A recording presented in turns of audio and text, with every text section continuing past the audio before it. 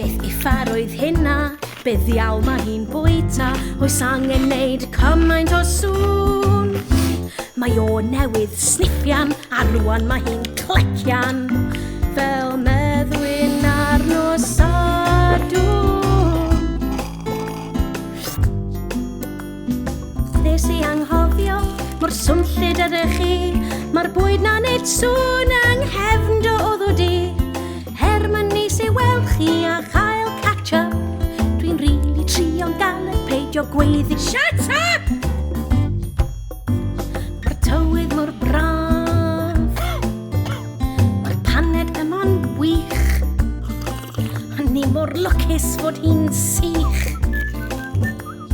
Pam ydych chi mor blymun swnllyd? Pan chi'n sniffio'ch troen neu'n chwibanu, neu yn mynd, dwi'n ystyried llofruddio chi a'ch claddu chi'n ddofn mewn rhywle cudd.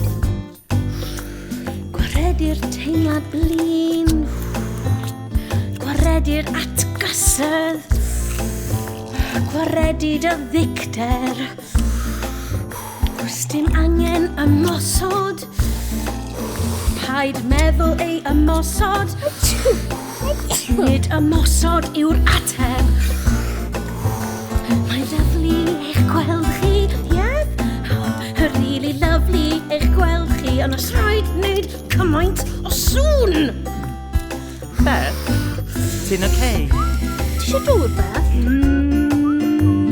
Nes i bod yr on? Beth, ti'n moyn dŵr?